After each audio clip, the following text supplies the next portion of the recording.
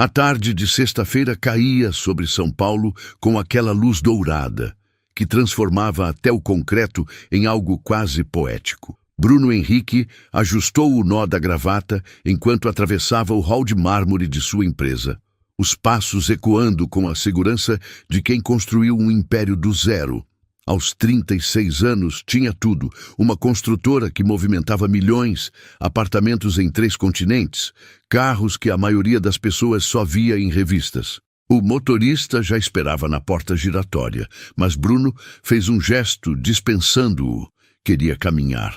Precisava sentir a cidade, respirar o ar poluído que, estranhamente, sempre o acalmava. Virou à esquerda na Avenida Paulista, as mãos nos bolsos do terno que custava mais que um carro popular. Executivos apressados passavam por ele. Ninguém reconhecia o homem por trás da fortuna. Era assim que ele gostava. Foi então que a viu. No início, foi apenas uma silhueta dobrada sobre si mesma, sentada na calçada entre uma banca de jornal e um ponto de ônibus.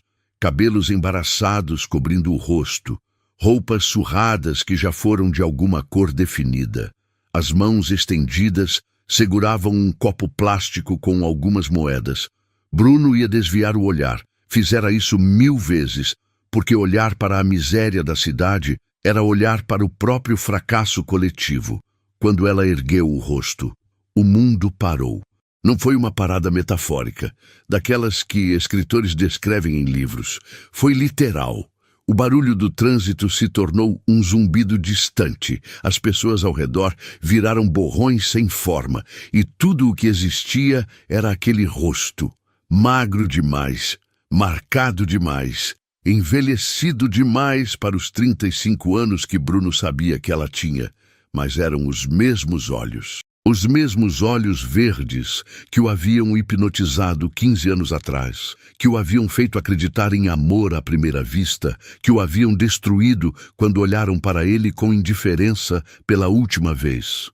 Paola? A voz saiu rouca, quase inaudível. Ela piscou, confusa, como se estivesse tentando lembrar quem era aquele homem de terno impecável que a olhava com uma mistura de horror e reconhecimento. Então, algo se acendeu naqueles olhos verdes, uma centelha de memória, de vergonha, de medo. "De Bruno", sussurrou ela, e a voz era a mesma, apenas mais cansada, mais quebrada. Ele não conseguiu se mover.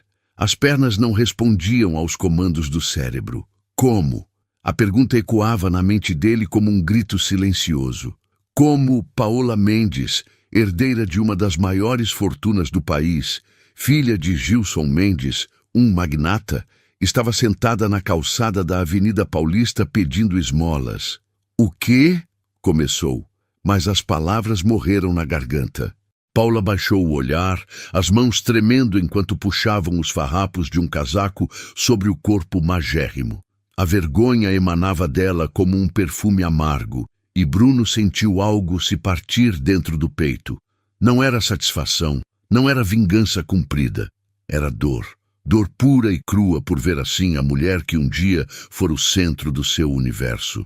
Não precisa olhar para mim", murmurou ela, tentando se encolher ainda mais. "Por favor, só vá embora." Mas Bruno não conseguia ir embora. Não conseguia dar as costas e ir para seu apartamento de cobertura, para sua vida perfeitamente ordenada, porque ali, naquela calçada suja, estava a única mulher que ele realmente amara. E porque mesmo depois de tudo, mesmo depois dos anos e das feridas e do orgulho pisoteado, uma parte dele ainda se importava. "Vem comigo", disse ele, estendendo a mão. Paola ergueu os olhos, incrédula. "O quê?"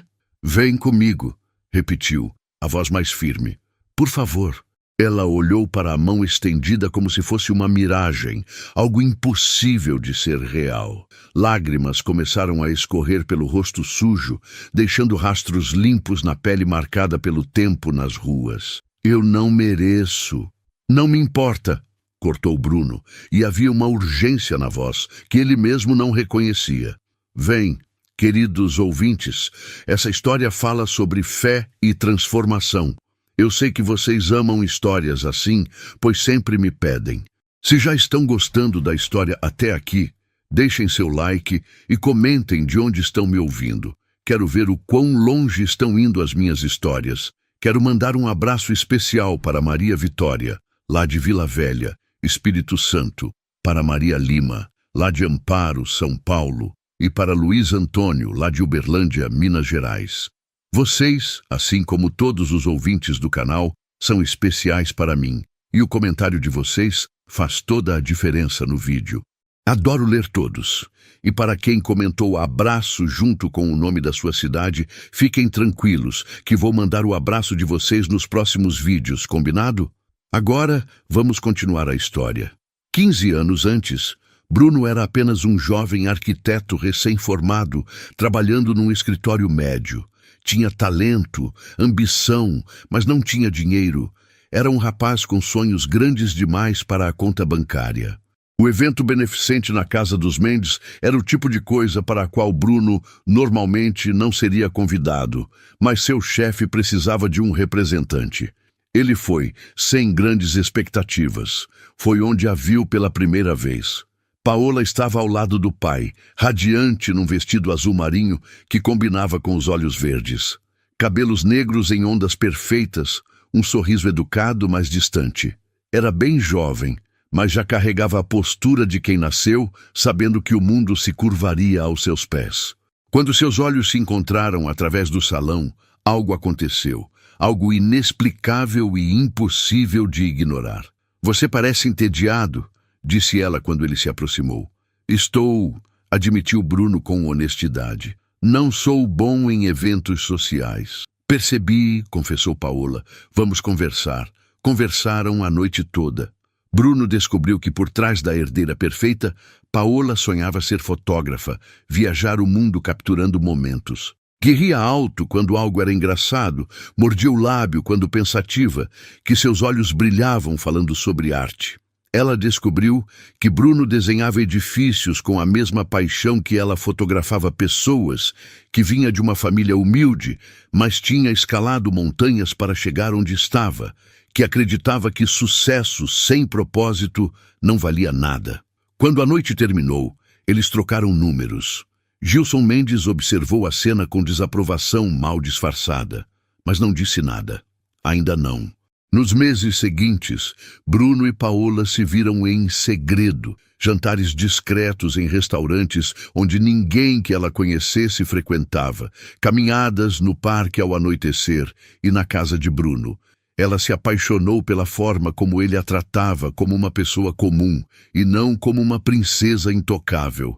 Ele se apaixonou por tudo nela, mas havia rachaduras que Bruno não queria ver.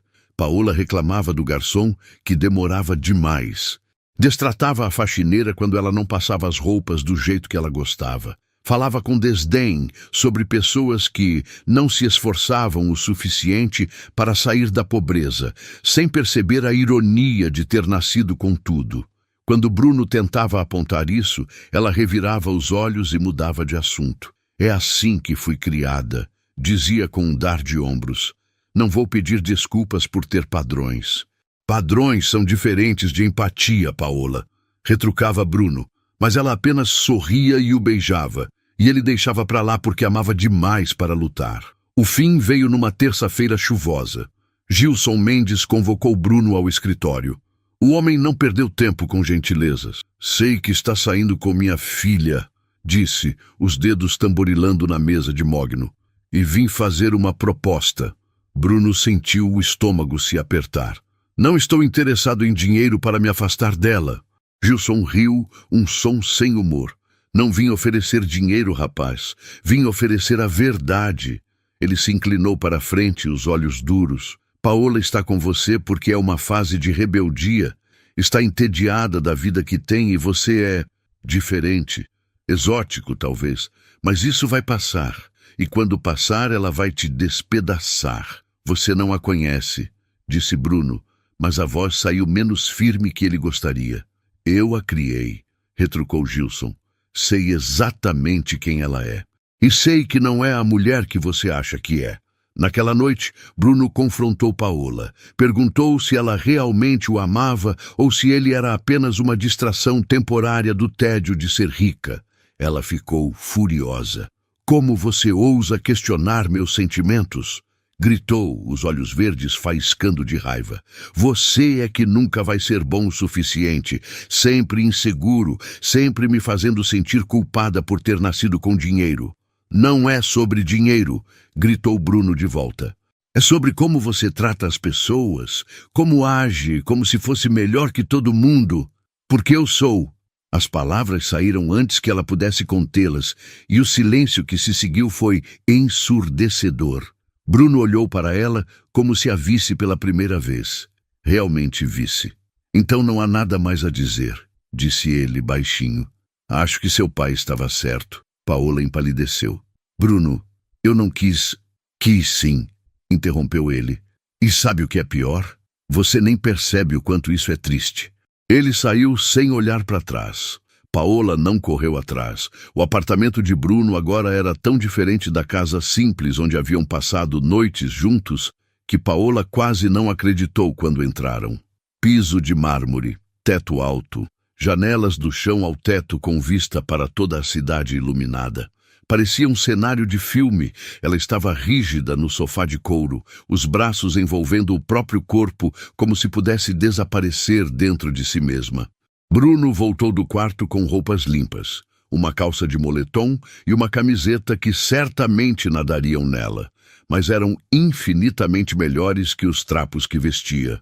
Pode tomar banho ali, indicou o corredor. Sem pressa.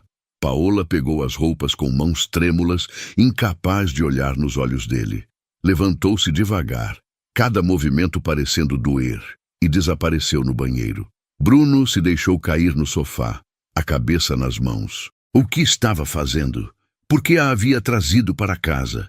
Deveria tê-la levado para um hospital, um abrigo, qualquer lugar menos o seu refúgio pessoal. Mas não conseguiu. Não conseguiu abandoná-la. Não pela segunda vez. Quando Paola voltou, limpa, mas ainda extremamente magra, o rosto dela estava diferente. As lágrimas haviam sido lavadas, mas a vulnerabilidade permanecia. Ela se sentou na ponta do sofá, as mãos entrelaçadas no colo. Agradeço por isso, murmurou. Mas não precisa fazer mais nada. Amanhã eu vou embora e você pode esquecer que me viu. Conta pra mim. Pediu Bruno, ignorando as palavras dela. O que aconteceu, Paola? Ela fechou os olhos, e por um longo momento, Bruno achou que ela não fosse responder. Então ela começou a falar, a voz baixa e cansada. Meu pai morreu há 4 anos. Ataque cardíaco. Uma pausa. Minha mãe não aguentou a pressão dos negócios. 6 meses depois foi embora também. Dizem que foi aneurisma. Bruno sentiu um aperto no peito. Por mais que Gilson Mendes o tivesse desprezado, perder os pais era uma dor que ele não desejaria para ninguém. Herdei tudo, continuou Paola, a voz ganhando um tom amargo. Milhões e milhões, mais dinheiro do que poderia gastar em 10 vidas. E fiquei sozinha naquela casa enorme, com todo aquele dinheiro e nenhum propósito. Ela abriu os olhos, olhando para as próprias mãos. Comecei a sair, festas, viagens... qualquer coisa para não sentir o vazio. Conheci pessoas que não prestavam, que só queriam meu dinheiro. E eu deixei, porque pelo menos não estava sozinha. Bruno não disse nada, apenas esperou. Foi num desses lugares que experimentei pela primeira vez. Drogas. A palavra saiu como uma confissão sussurrada. Só uma vez, pensei, só para esquecer a dor por algumas horas. Mas uma vez virou 2. 2 viraram 10. E quando percebi, já não conseguia parar. As lágrimas voltaram, silenciosas, escorrendo pelo rosto agora limpo. Vendi tudo. A casa, os carros, as joias da minha mãe, tudo. Afastei as pessoas que realmente se importavam. Guardei perto só aqueles que me vendiam o que eu precisava. E quando o dinheiro acabou, eles também foram embora. Ela soluçou. Fiquei nas ruas. Não tinha mais nada, ninguém. Era como se Paola Mendes tivesse deixado de existir. Bruno sentiu algo quebrar dentro dele. Não era satisfação. Não era o eu avisei, que uma parte sombria dele poderia ter sentido. Era compaixão pura. Há uma semana, continuou Paola, a voz trêmula, uma senhora passou por mim na rua. Devia ter uns 70 anos, cabelos brancos, sorriso gentil. Ela parou, me olhou nos olhos e sabe o que disse? Bruno balançou a cabeça. Disse: ore, filha, ore a Deus para te tirar dessa escuridão.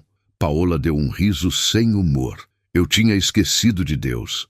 Tinha esquecido de tudo que minha mãe tentou me ensinar quando era criança. A senhora me deu comida naquele dia e pela primeira vez em anos senti que alguém realmente se importava. Ela limpou as lágrimas com as costas da mão. Naquela noite, sentada debaixo de um viaduto, eu orei. Chorei e orei como nunca tinha orado antes. Pedi perdão por ter sido arrogante, por ter tratado as pessoas como se fossem inferiores, por ter desperdiçado tudo que meus pais construíram, por ter perdido você. Ela finalmente olhou para Bruno e os olhos verdes estavam cheios de dor. Vi que o dinheiro nunca foi nada, que caráter e dignidade são o que realmente importa, e pedi a Deus uma chance de recomeçar, apenas uma chance.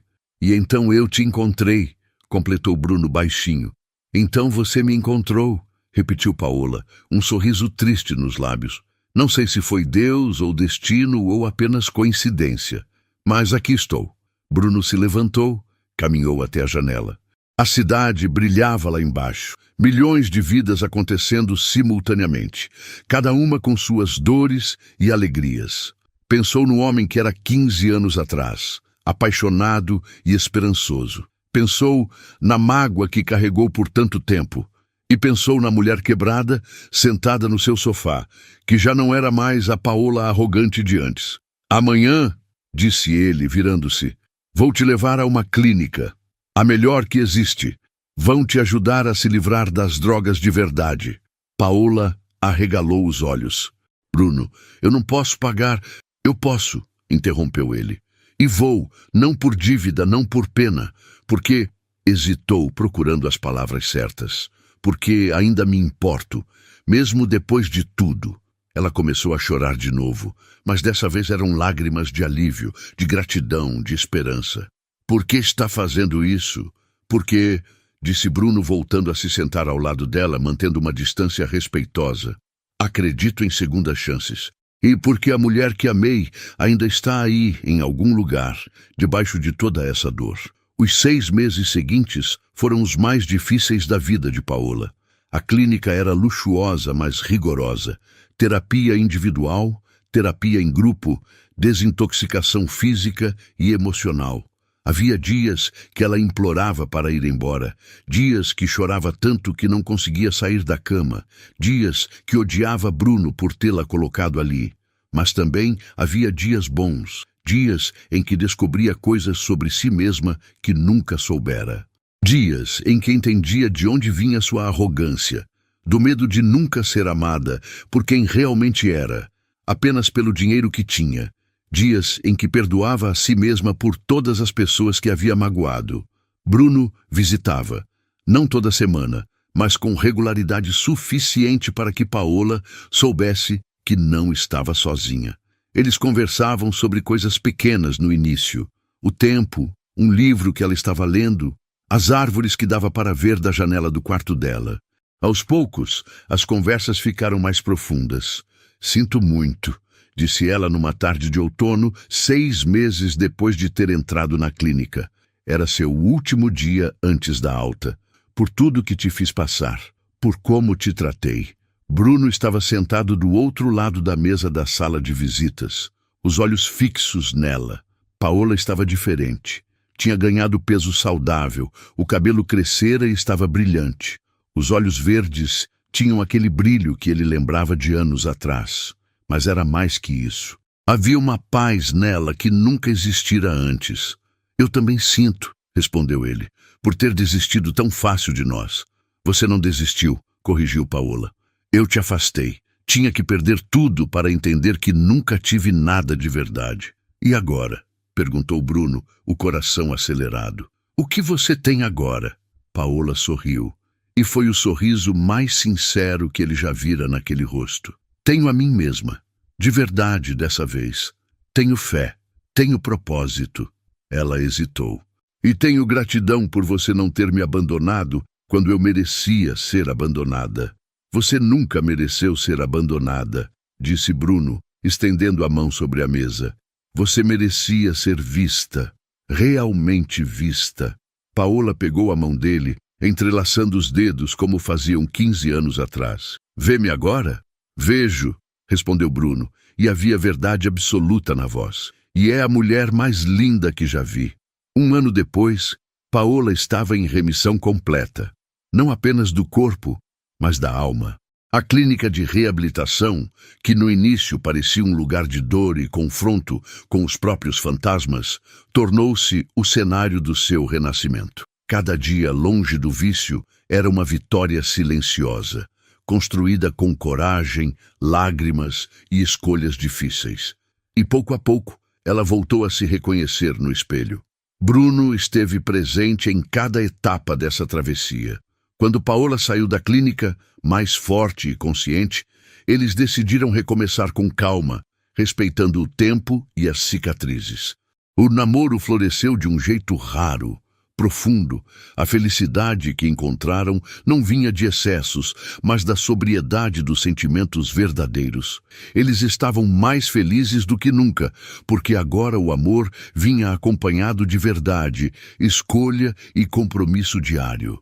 O pedido de casamento aconteceu um tempo depois. Não foi nada extravagante, nada de restaurantes caros ou multidões de testemunhas. Apenas os dois, numa manhã de sábado, no parque onde costumavam caminhar antigamente. Paola estava fotografando pássaros. Tinha voltado a fazer o que amava, agora trabalhava como fotógrafa freelancer, ganhando o próprio dinheiro pela primeira vez na vida. Quando Bruno se ajoelhou atrás dela. "O que você está fazendo?" perguntou ela rindo, achando que ele estava brincando. "Paola Mendes", disse Bruno, tirando uma pequena caixa do bolso. "Quero passar o resto da vida vendo você crescer." "Quer casar comigo?" Ela largou a câmera, as mãos cobrindo a boca, lágrimas instantâneas nos olhos. "Sim", sussurrou. "Sim, sim. 1000 vezes sim." O casamento foi simples, na igreja que Paola frequentava agora. Amigos verdadeiros compareceram, pessoas que os amavam pelo que eram e não pelo que tinham. Quando trocaram os votos, ambos choraram. "Prometo te ver", disse Bruno, as mãos segurando as de Paola. "Todo dia, prometo realmente te ver." "Prometo honrar você", respondeu Paola, a voz trêmula de emoção, "e honrar a mulher que você me ajudou a me tornar." 8 anos depois, a casa deles nas montanhas era cheia de risadas. 3 crianças corriam pelo jardim. Maria, de 7 anos, com os olhos verdes da mãe e a curiosidade infinita. Pedro, de 5, teimoso e amoroso como o pai. E Sofia, de 3, que já sabia que um sorriso derretia qualquer coração. Paola estava na varanda, a câmera na mão, capturando os filhos brincando. Bruno apareceu atrás dela, os braços envolvendo sua cintura, o queixo apoiado no ombro dela. "Feliz?" perguntou ele baixinho. Paola se virou nos braços dele, os olhos brilhando. "Mais que feliz. Completa. Às vezes ainda não acredito", confessou Bruno, "em tudo que passamos, em como quase te perdi." "Mas não perdeu", disse Paola, tocando o rosto dele com carinho. "E eu não te perdi. Deus tinha um plano maior que a gente conseguia ver. Um plano que incluía 3 pequenos tornados", brincou Bruno, olhando as crianças. Paola riu, aquele riso alto que ele amava. Os melhores tornados do mundo. Naquela noite, depois de colocar as crianças para dormir, eles ficaram na varanda, olhando as estrelas. Paola pensou na mulher que fora, arrogante, vazia, perdida. Pensou nos anos nas ruas, no fundo do poço que quase a matou. Pensou na senhora de cabelos brancos que plantou a semente da fé. Pensou em Bruno estendendo a mão quando ela menos merecia. "No que está pensando?" perguntou ele, percebendo o silêncio dela. "Que às vezes precisamos perder tudo para ganhar o que realmente importa", respondeu Paola, entrelaçando os dedos nos dele. "Que o dinheiro nunca foi nada. Que dignidade, amor, família, isso é tudo." Bruno beijou sua testa. E que segundas chances existem. Que segundas chances existem, concordou ela sorrindo. Graças a Deus. Se você se emocionou com essa história, não esqueça de se inscrever no canal e deixar seu comentário compartilhando o que sentiu. Sua interação nos ajuda a trazer mais histórias emocionantes como esta. Fiquem com Deus e até a próxima.